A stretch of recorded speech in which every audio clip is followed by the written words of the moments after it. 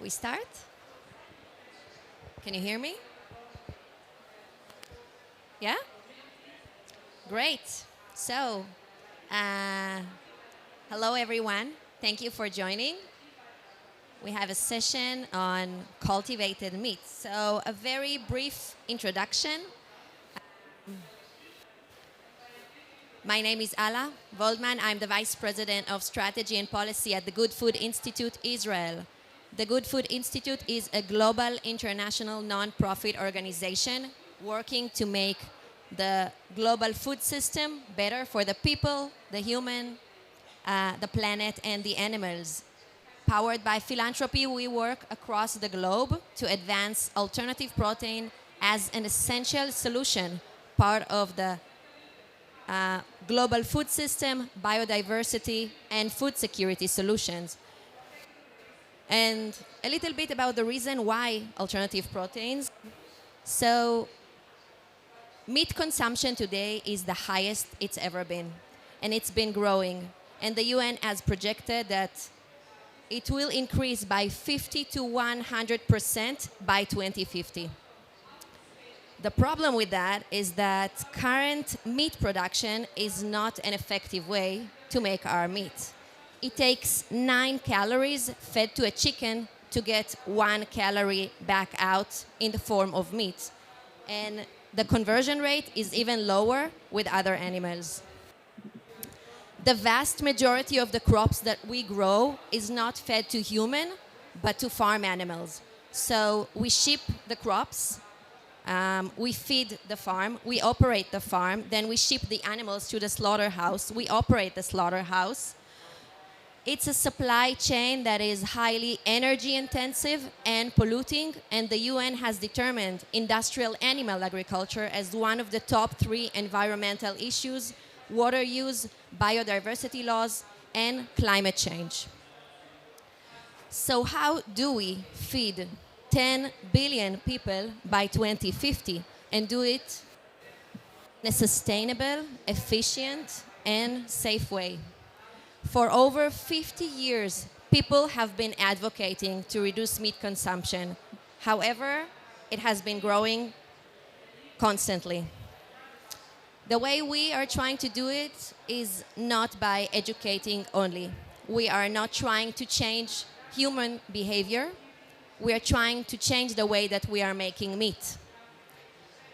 And one of the technologies of doing that is using cultivation technologies.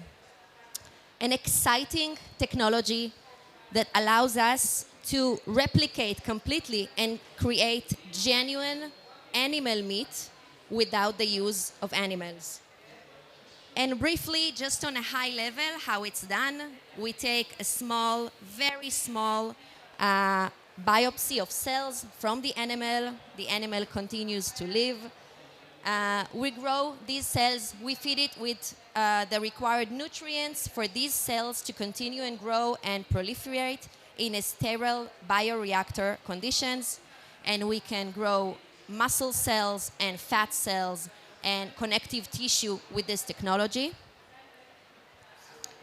And a life cycle analysis conducted by the research center CE Delft has shown that cultivated meat production has the potential to use significantly less natural resources as land and water and reduce significantly the output of greenhouse gas emissions and pollution. There are over 100 cultivated meat companies worldwide. Some of them are making cultivated meat, poultry, fish, seafood. Some of them are making ingredients such as medium and growth factors for the industry. And investments in cultivated meat technologies have tripled in the last 2 years. There is a promising level of interest also coming from consumers. Few examples, taking the US and the UK market, over 80% of Generation Z has declared that they are likely to try cultivated meat products. 60% of South African consumers are highly likely to try cultivated meat products. And maybe just before I pass it on to the people who are actually promoting this technology, a small word about youth, since it's a Youth Action Day. The amount of opportunities that rely on this industry is enormous. There are so many white spaces still and challenges to tackle. It is definitely an opportunity for anyone to join the field and become a leader.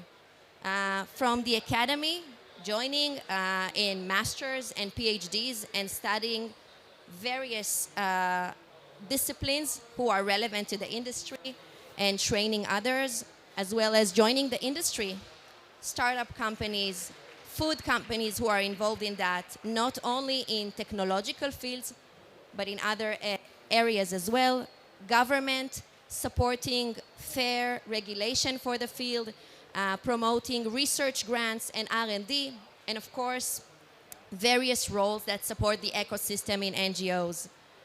And I'm happy to pass now the stage to the people who are doing this amazing technology. Didier Toubia, co-founder and CEO of Ale Farm Company, and Gabriel Avec, CTO and co-founder of Orbillion. And maybe before we start, we'll show a short video from Ale Farms.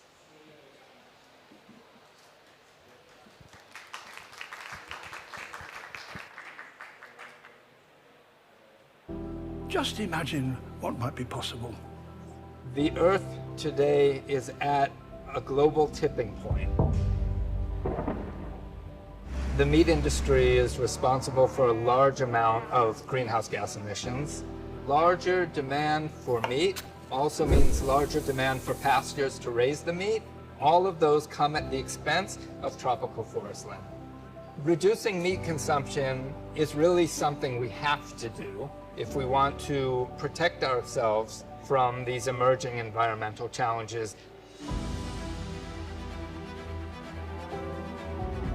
Scientists around the world, including myself, had succeeded in growing human tissue for medical research. It's called tissue engineering. One of my students asked if we could also try to grow tissue from cattle. We thought that if we could grow cultured beef, it might have far-reaching positive impacts. And that was a trigger for the new direction. The idea is to take cells and grow them on 3D scaffold. So the cell attached to the scaffold, they fill the pores of the scaffold, they grow, differentiate, and assemble into the tissue. And based on this technology that we developed in the lab, we established Ale Farms. So far, this work has created a thin-cut steak and developed a technology to make the world's first cultured ribeye steak. Growing meat like this is really fast. We take just 3 weeks, compared with an average of 2 years using conventional methods of growing meat. And it uses a fraction of the resources required for raising an entire animal. When we reach the market, cultured meat will grow in large and clean facilities with tanks, which will look similar to breweries or to dairy facilities with much less resources than the meat we know today. Just imagine what might be possible.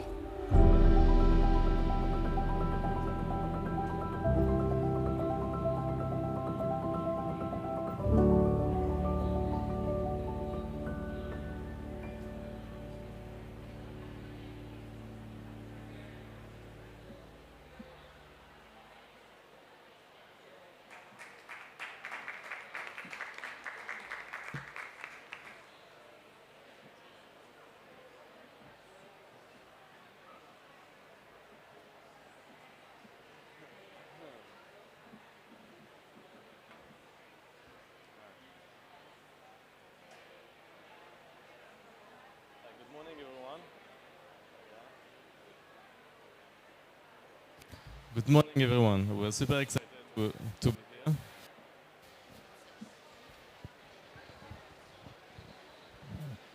as part of this pavilion, which is doing a great job really bringing together and gathering a lot of significant stakeholders, especially the youth today. Maybe I'll switch microphone.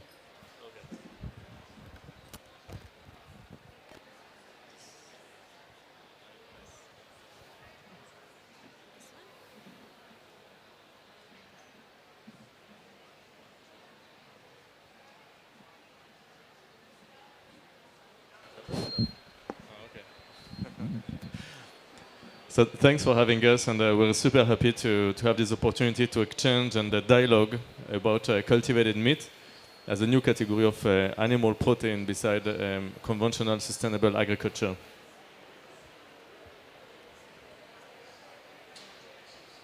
No, sure. So as we all know, we've been talking about those issues for more than 10 days already. The food system is today responsible for over a third of our greenhouse global emissions.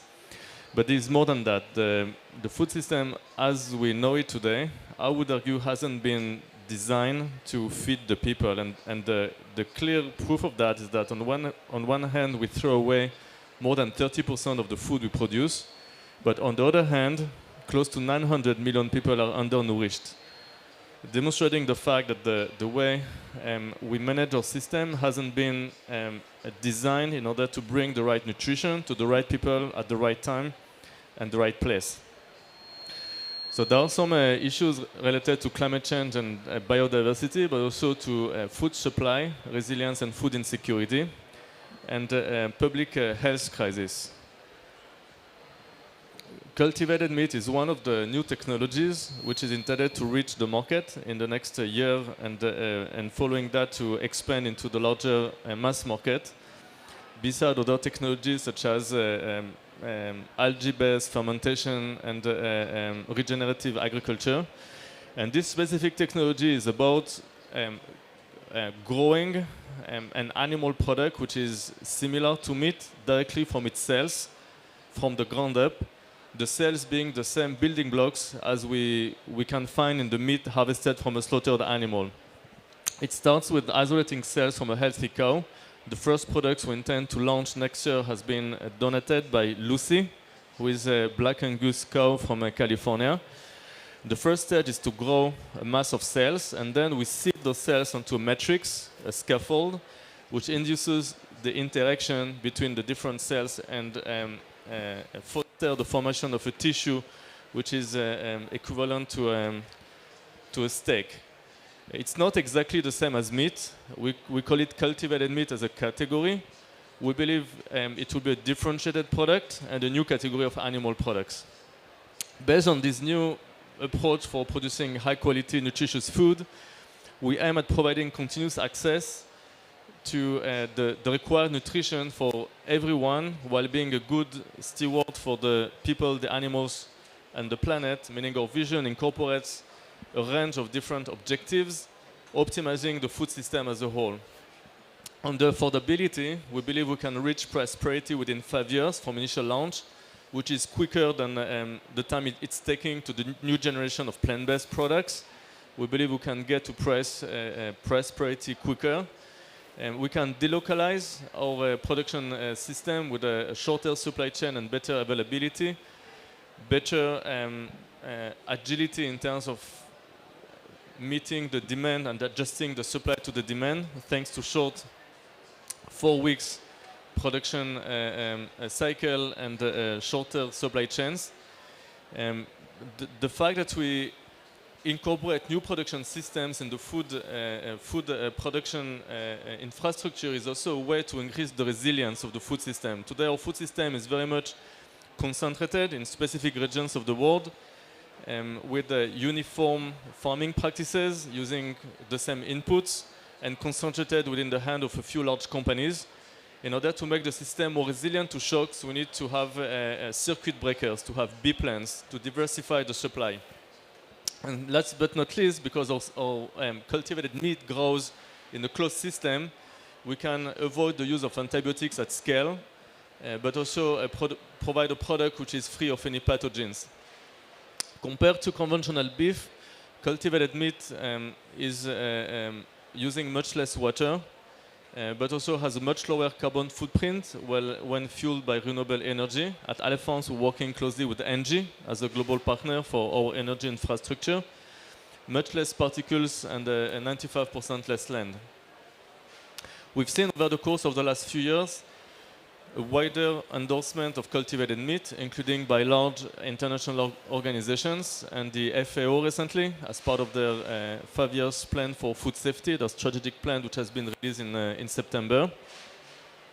But also the IPCC, the White House, M4Climate, and other organizations. The way we're looking at the transition of the food system is really to think on a system base. We believe that we need on one hand to support and to continue this transition of conventional agriculture toward regenerative agriculture and more sustainable practices. There are some ways to reduce the emissions of methane with conventional agriculture, for instance. But our vision is that we need less cows and better managed. We believe there might be better alternatives to concentrated operations for animal farming. And we should supplement sustainable conventional agriculture with additional production systems. Cultivated meat is one of those, for optimizing the outcome of the system for all the stakeholders. So our vision is really to refocus from output, meaning producing more efficiently, maximizing profits at the expense of quality and food security, back to refocusing on quality, more expensive conventional agriculture, decentralized, higher nutrition, and better security. The way we're managing this go-to-market and driving this impact is really to work with a very holistic approach with the different stakeholders, but also defining 4 different pillars of sustainability, including health and nutrition, social, and economic, working on the demand and the supply side, meaning developing approaches and strategies to also incorporate food cultures globally and to drive the change from the demand side. And all together, we believe that we can reach our goals for a just transition.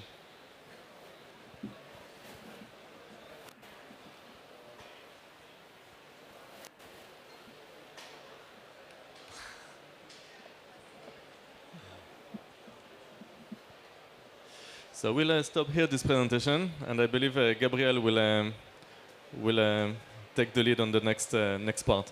Thank you very much for your attention.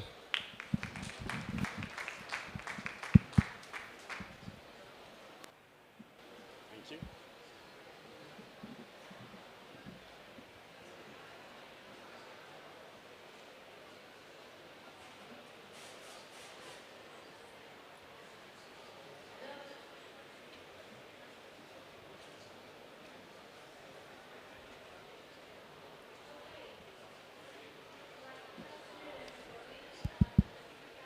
Hi, I'm Gabriel, and I represent Orbion Bio. We're based in the United States. We have office in San Francisco and Los Angeles, and we are a cultivated meat company. What we do is we are producing Wagyu beef, which is a prime beef, but we have the capacity in-house to produce about 4 breeds of cultivated meat, including bison, wild elk, and lamb. But our first product is going to be a Wagyu product. Now, can you hear me? Now, the way we produce beef right now is not sustainable. And one way to change this is to do cultivated meat. And one of the reasons why we would do beef is that beef alone is responsible for 8% of all green gas emission. And it takes about 60% of all agricultural land available right now. And it's also a very water-intensive process in which it takes about 1,800 plus gallons of water to produce 1 pound of beef. But let's tackle the elephant in the room, is that cultivated meat is also an energy-intensive process as well as water-intensive process. To mitigate this at Orbion, we are using a technology that is a high-density cell culture process, which allows us to produce about 20 times more meat by bioreactor batch than conventional reactors. But additionally to this, we are working in collaboration with other companies who are working on other sustainable goals, including clean water and clean energy, to produce the first US-based pilot plant that will be fully sustainable. Now, as my predecessor talked about, the cultivated meat is growing across the world. And in the United States, we have the Alliance for Meat, Poultry, and Seafood Innovation, for which a few members are here in the audience, who is a trade organization that support our industry in the US. But there's additional organizations that are similar that are being launched in Europe, as well as one recently, about 2 weeks ago, was launched in Asia. And this is really great to see other organizations supporting our alliance and bringing our product to market, helping us bring our product to market and lobbying for us to get the approval in the US and internationally. Additionally to this, we can see large grants and initiative internationally. So many nations have actually invested tremendously in the cultivated meat process, which include the Netherlands, the United States, Israel, and many other countries. But what I think is even more interesting is that when you have a technology that's very close to deployment, you start seeing local investment. So for example, the government of California, which is a state of the United States, have recently given millions to support the initiative locally. There's also many universities in the ecosystem across the world that are working on the cultivated meat process.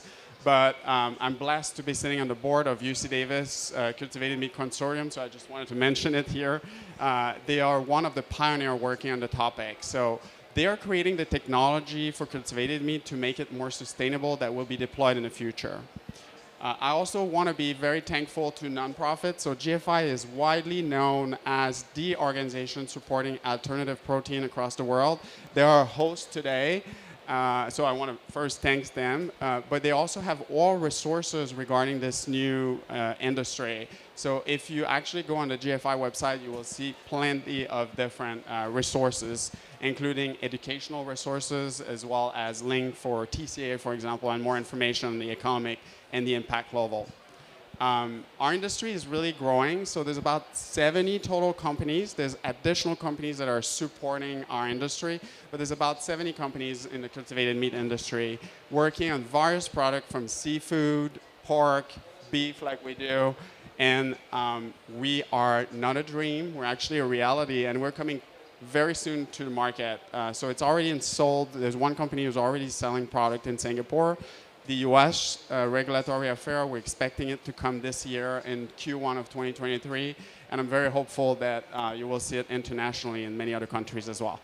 Thank you.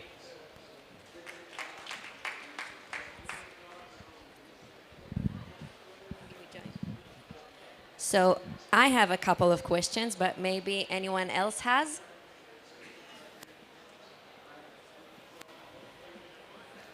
So I'll start. Maybe asking, since we are so close to it and it's already sold in Singapore, what do you think about consumer acceptance? Would this require changing any food habits?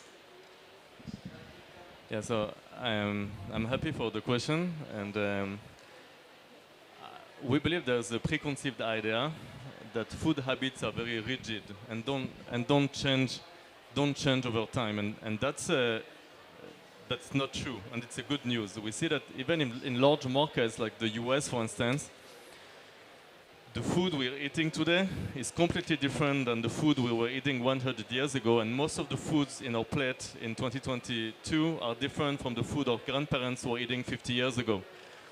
If we're talking about the sushi, about the pizza, the tacos, the Caesar salad, the milkshake, which is a completely new food from 60, 70 years ago, even the hamburger is a completely new concept, which started to develop 102 years ago with White Castle in the US. 100 years is nothing in the history of eating meat. So we see that despite our preconceived opinions, food does change relatively quickly. I think that the key for driving the change in consumption habits is good choices. Consumers need to make choice based on what's good for them or on their own preferences rather than being directed or told to change their food habits. If we tell people, okay, eat less meat or only sustainable beef and eat this and that instead, it will not work. It's not like pushing a button. We need to provide good choices which would actually meet the preferences of the consumers. I can add a little bit that at Orbillion we've done some different studies, but already, as you can see in some countries, for example, I'm just going to use the United States, but in the US we see on the shelf many different type of ground products, for example. So people are already educated on eating alternative proteins as a ground product. So it's much easier in terms of consumer acceptance to come with these type of alternative early on. And you can see also that milk, for example, there's already 15% of all milk sold in the United States is now an alternative proteins. So you can see that other markets have grown tremendously. So in terms of consumer acceptance, I think people are now it's just going to be about the taste now. So if you have a good taste, there's a lot of other product out there. So if you have a good taste, you will be competitive. You want your clients to come back a second time and taste it again and want it for their meals.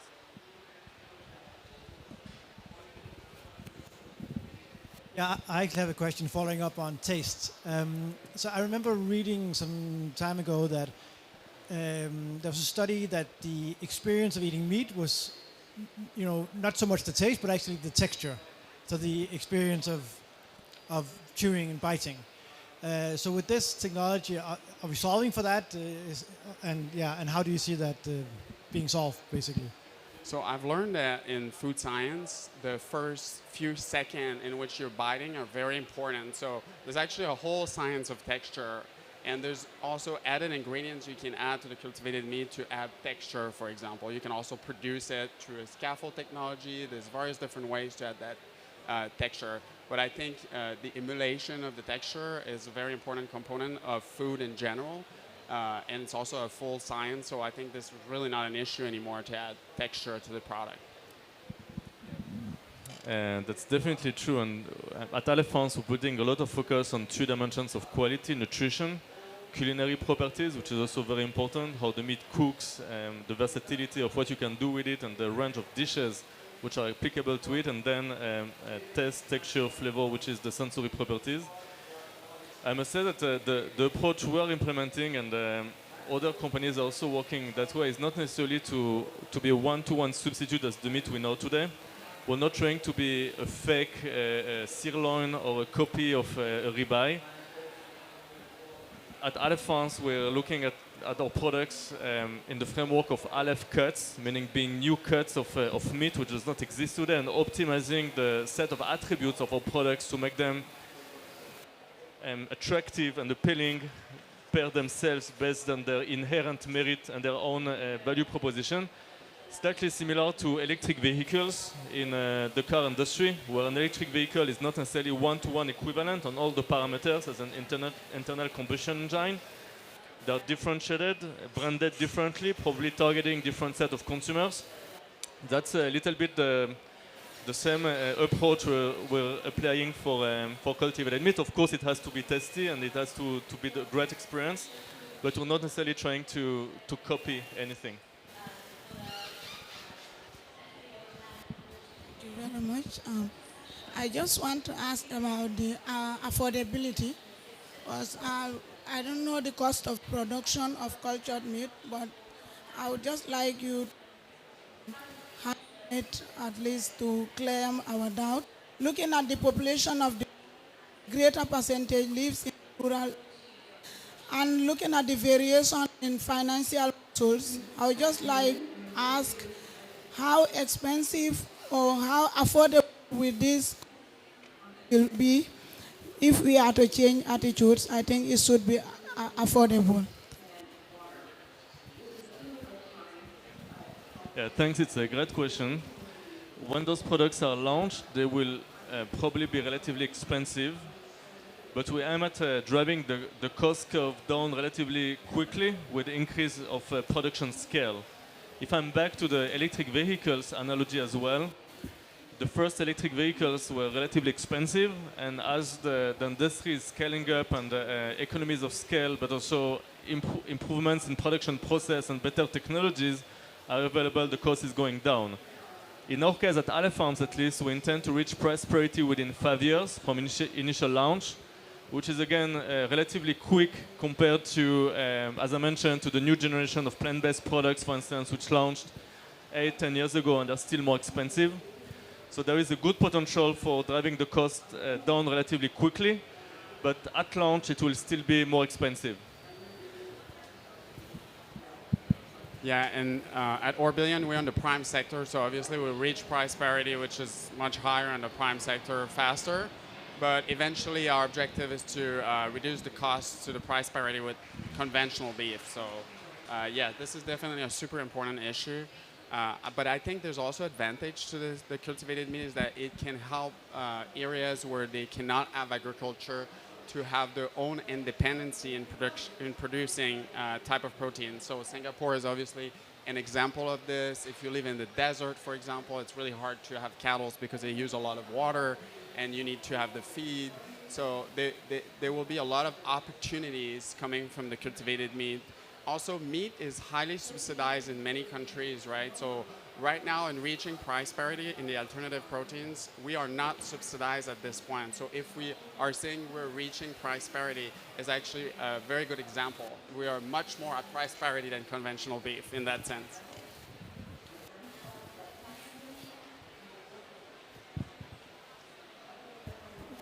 We do hear a lot on just transition on the scope. Tell us a little bit more about the consequences for traditional farming, not the consequences for industrial farming. We know that industrial farming causes a lot of problems, but in many parts of this world, farmers depend on animals. What is the consequences for that? You know, second question: the name of one of the companies which was shown here is Aleph Farms. Why do you use the word farms? It's not a farm, it's industrial production. And you should say this is industrial production which has nothing to do anymore with farming and agriculture. It's industry. I have a problem with that, honestly, because I think this wording is not fair. Yeah, it's a super interesting question. Before I pass it on to Alaform, actually, to discuss the name, I could mention one thing is that we're not there to replace conventional beef. This is not the objective here. People are eating more and more protein each year, but there's no more land to grow beef, right?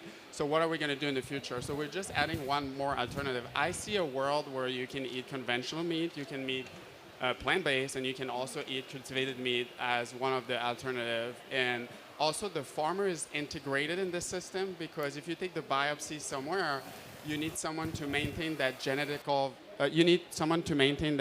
variation, and the farmer is very important in that. So actually we have farmers and we also have butchers in our advisory, and they were very instrumental in creating this future of food. And in terms of the name, I will. First, thanks for your two questions, which are important. Getting the first one about smallholder farms, we are developing a few different projects. For instance, one in the Netherlands with Respect Farms. We're starting a new project in France with Hectare, which is an experimental farm which is testing different methods for the regenerative transition. And we're starting other projects with the Federation University in Australia to develop different models for incorporating cultivated meat within the farming industry. And our view is that the role of feeding the world is the role of the farmers, not the role of the startups or tech companies. So we appreciate your view, and we're discussing those models with different Ministry of Agriculture. I don't want to give too many details, but for cultivated meat to work, it needs to be part of agriculture and not a competing technology. So that's one thing. Regarding the name of the company, we do see cultivated meat as part of what is called cellular agriculture. I want to explain what we do. When 10, 12,000 years ago, people domesticated animals for the first time, they were looking at how animals reproduce and grow in the wild and were running after them to catch one from time to time, and found a way to incorporate this spontaneous natural phenomenon under a controlled environment, which is domestication, to get a better access to their food with less resources and more predictability. What we do at Ale Farms is looking at how cells, which are the smallest living entities in organisms, divide, grow, form a muscle tissue in nature, and we incorporate this phenomenon into a controlled environment for the same purposes of having better access to our food with less resources, better predictability. So to this extent, what I would like to tell you is that we're domesticating cells. The approach of Ale Farms is really to be an extension of agriculture and to use advance in technology and progress to be able to domesticate the edible part of the animal rather than growing an animal, farming it for 1.5, 2, 3, 4 years, slaughtering it and harvesting the meat from its carcass. So from our standpoint, it's an extension. Yes, hello. I had a question with regard to the substrate that you're using for the cell cultures. What is it and where it is coming from? Because I've worked a bit in cell culture, and it's for plants, and it's not an easy business, and normally the mixture is quite complex. So I was really interested. You're right. What we do, the question is about the feed to the cells. The concept of cultivated meat is to feed the cells directly instead of feeding the animal, then letting the animal digest the feed and then breaking it down into small building blocks and letting the blood flowing through the cells and bringing those nutrients to the cells to directly feed the cells and shortcut to some extent the digestive tract of the animal. So we need to reproduce a nutritional environment which is similar to the one of the blood, practically, to replicate the same conditions for the cells that they're used to inside the body. This solution is named a growth medium. All the companies are working on animal component-free growth medium. At Ale Farms, we're working without any animal components and without serum for at least 2 years. That's one of the big challenges of industrializing this concept and one of the cost challenges associated with cultivated meat. Thanks for this question. So you are moving to let's say, animal-free substrate, right? We moved already a couple of years ago, and we're completely animal component free. Not only serum free, but any animal components are removed from our from our cell feed. Thanks for asking the question. Thank you. Yeah, I would like to follow up on the previous question on the problem with the farmers. I think that today, or at least that's what I see, the culture meat is positioned kind of against the traditional conventional meat in a way.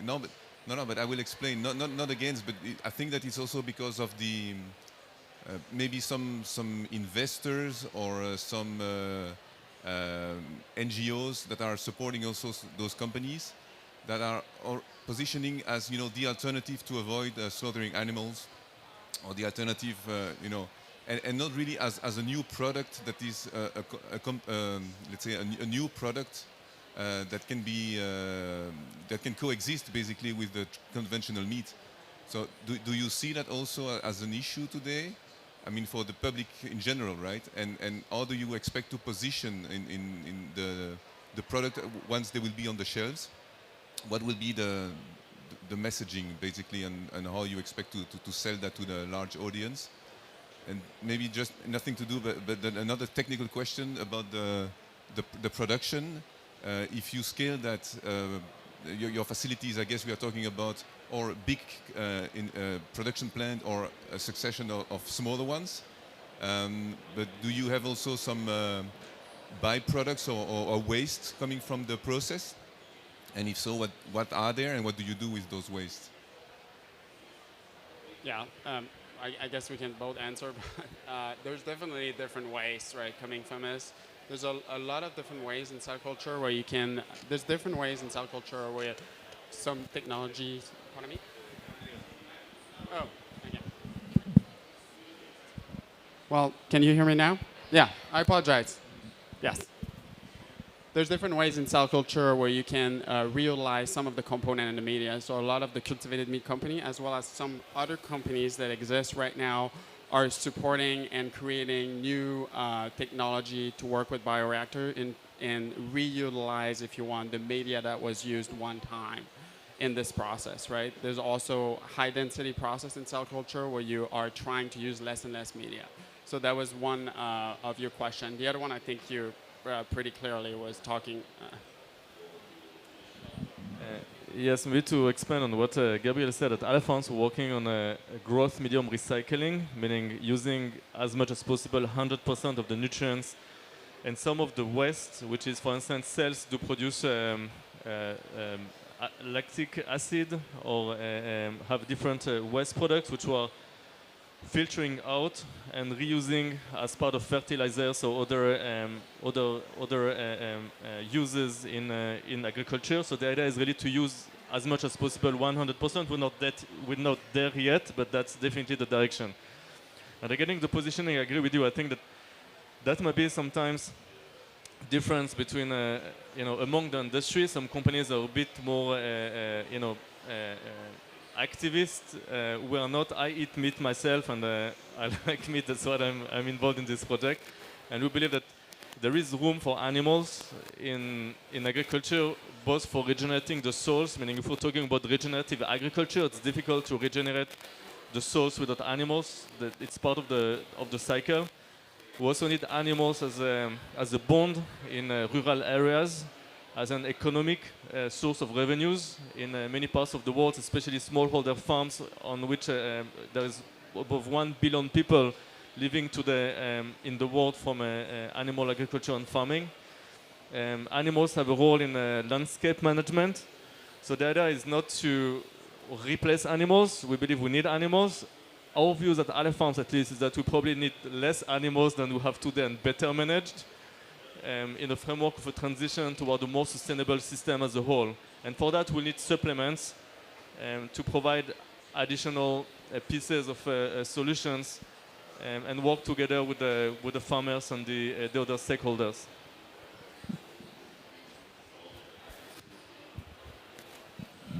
Hi, thank you. There's a lot of discussion on the reality of scaling up culture. Is this working?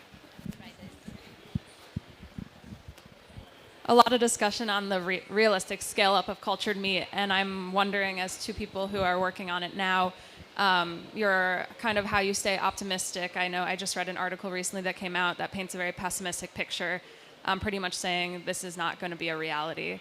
And so how do you stay optimistic in your fight kind of to move forward and make sure that this is an accessible product for all in the future? Yeah, I think one of the biggest issue in cultivated meat is not if it's possible to scale, but it's the capex that's involved with scaling. So the amount of money you have to put forward in order to scale. One way that we've done this and to mitigate that risk is actually to do partnership with meat company. We just announced a big partnership with European companies who's a distributor on meat, and they are invested in paying for the manufacturer. So they will also pay for the production. So that's one way you can reduce the very high costs.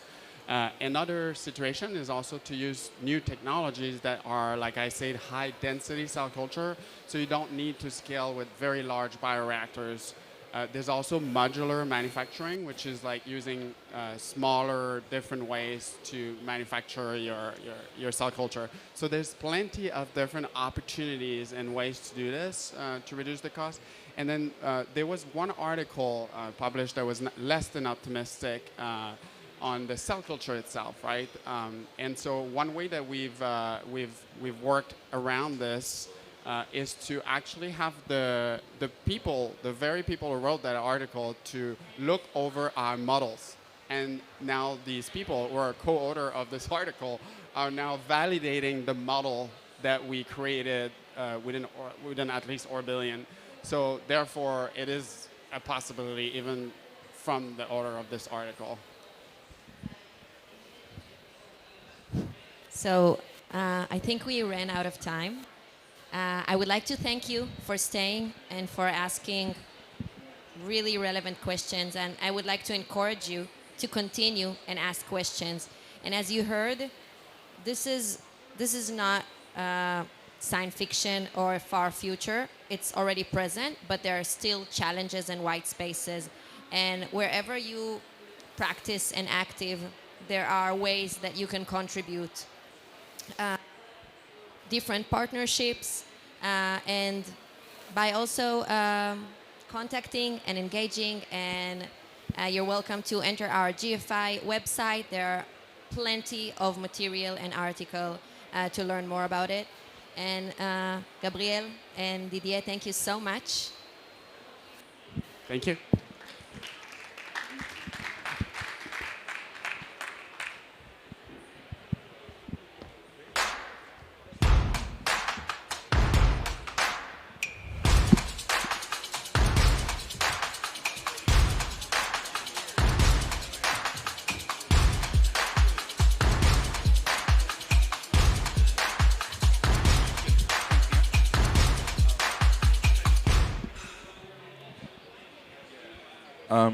Whoever wants to take a copy of a children's book that we sponsored about cellular agriculture is happy to stop by the table and take a copy.